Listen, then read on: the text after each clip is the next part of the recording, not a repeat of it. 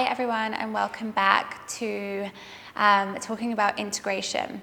Now, I know we would have spoken about integration prior to you either leaving the shala or leaving and closing down your laptop, although I completely understand that we are in a very altered state of awareness when we come out of the energy, and at times it can feel like it's just going through one ear and out of the other and it hasn't really landed.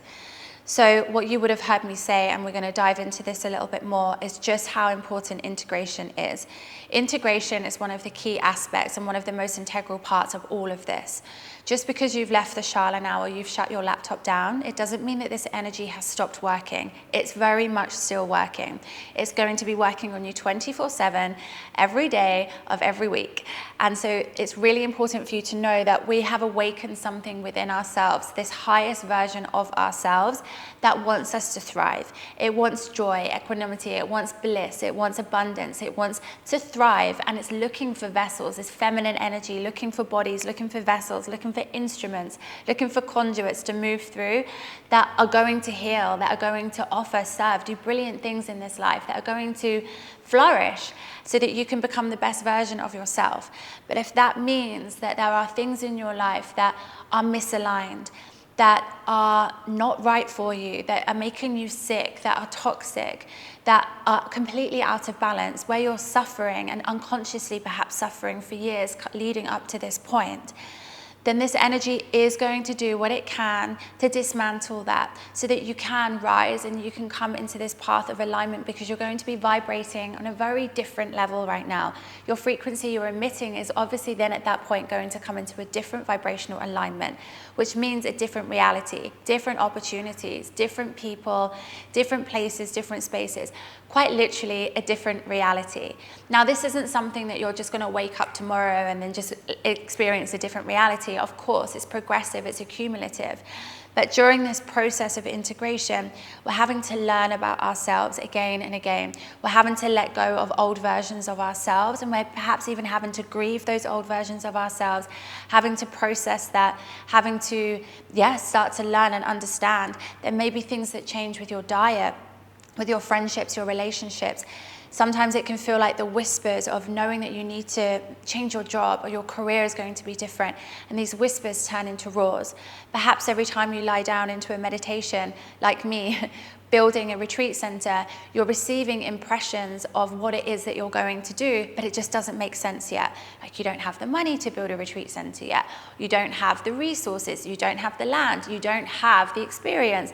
But it gets louder, and it gets louder, and it becomes very obvious that it's not going to leave you. It's not going to drop, and you have to do something about it. It has to burst through you because you're constantly backed into a corner, almost seeing it, sensing it, feeling it. So sometimes some of us can really feel this kind of energy moving through.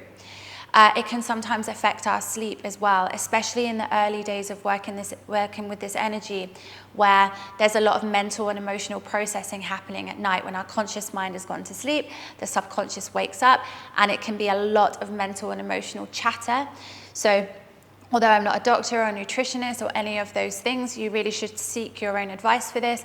But many of us have found magnesium glycinate to be very helpful to actually activate the PNS and then allow us to come into a rest and digest as we're sleeping, as we're processing.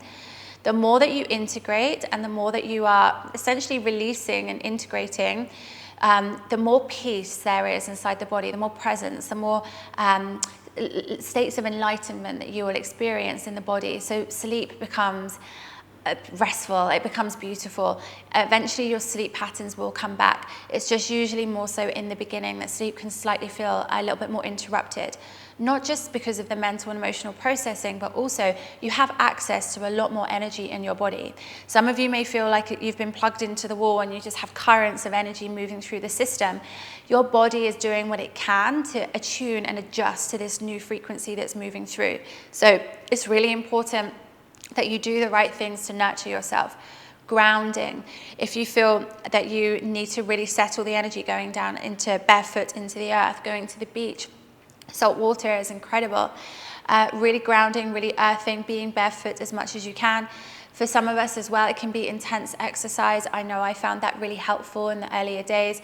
where there's a lot of heat that's moving through the body as well. Sometimes if you can look into Ayurvedic cooling foods and nutrition, that can really help. If you already have a lot of fire in the body, then it can really help balance that out as well. So really looking into your, like Ayurvedic cooling foods, or into your doshas even, to see what element you're tuned to or linked to, or you are. I'm not wording that the right way, but that can also be really quite helpful. Another thing as well is journaling and really processing, because there's a lot that, especially again in the early days, as the energy is really rising through, there's so many elements and so many fractions and so many versions of yourself that you're trying to understand and gain insights from. There's a lot of wisdom that also comes through as well, because we're playing with the game of opposites. So as deep as we go, or the further we kind of descend into these shadow aspects of self, the further we ascend into these lighter aspects of self. So there's a lot of wisdom in these lighter aspects and deep knowings, and where pieces of the puzzle all kind of come together. So that's really, really amazing for you to be able to witness that within yourself, and for you to be able to process and journal and do the things that you need to do to be able to really come home and come centered and just come back to this all-knowing version of you. Another thing that may also happen as well is really feeling quite sensitive to your environments, feeling as though you really need to be by yourself, to kind of isolate a little bit more, spend some time by yourself. This is an amazing time for you to really come into a deep reflection. You may feel very sensitive and noisy, loud places around people, things like that. So just be really kind and gentle and compassionate with yourself. Also, what's really good to note here is that we are working with a bottom-up approach. Now, it can be very, very, very deep healing, and a lot can be revealed. And when things have come from the deep unconscious realms and it comes into our consciousness, sometimes it's really helpful if we actually seek a top-down approach. So perhaps if you need to have some of these blind spots that have been revealed, verbalize, or to understand, perhaps going into talk therapy, finding a therapist, a psychotherapist. If it's early childhood trauma that's coming through, then perhaps seeking out an early childhood trauma therapist, or someone that you're able to speak to in accordance to somatic healing, so that you have this full comprehensive approach. For some of us as well that are releasing a lot of physical pain in the body, perhaps if it was chronic pain and it started to really come alive and it's starting to melt out and move out, it can heighten that sometimes. So temporarily it can feel a little bit more painful. It's almost like we've just shone a light on something within the body, and all this tension is now beginning to dismantle. So things like acupressure, acupuncture, osteopathy, chiropractor, making appointments with these types of people, even deep tissue massage or something like that, can also really help support on a physical level. And then continuing to stay in your energy practice if you feel safe, if you feel, like you're ready to go again. Sometimes it can be as well that we can feel so addicted to being in this frequency because we're experiencing ourselves in like the highest, most blissful form. It was so energetic, and it's just the vibrancy that comes through, and the things that we manifest after, and the things we attract and so on, the shifts are just incredible.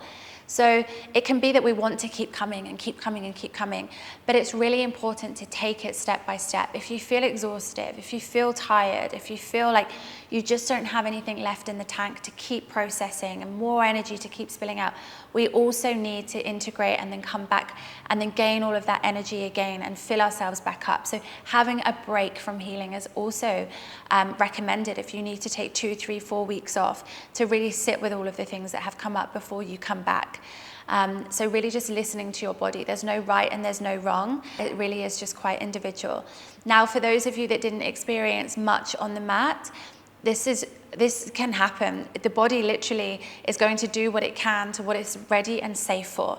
So just please know that there's nothing wrong. No one did anything wrong. There was nothing that could have gone better in the space in terms of you feeling more.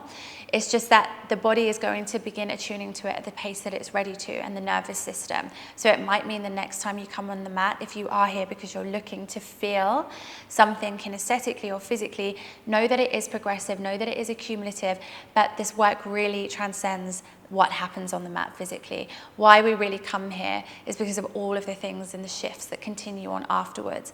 What happens on the mat is just 5% of all of this. It's essentially the most boring part of all of it, because really it's what we're emitting and that frequency, and that's how we're creating and shifting into a very different timeline and a very different reality. Please read through the integration library as well. So that it's this big journey of self-discovery, self-development, for you to really study yourself and be able to internalize a lot of these answers and this quest that you may be on. And then also please just do reach out if you have any further questions as well. I hope that helps. And yeah, another thing that's also really good as well is just to have a lot of good quality vitamin C if you're not already there. And another is B12. I have found to be really helpful. Being someone who's in this energy so often has really supported me. So again, just doing your own research on that and getting the right advice for that.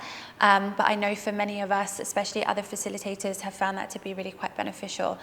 Okay, well, sending lots of love your way, and thank you so much. And I hope to see you online or in person soon. Bye-bye.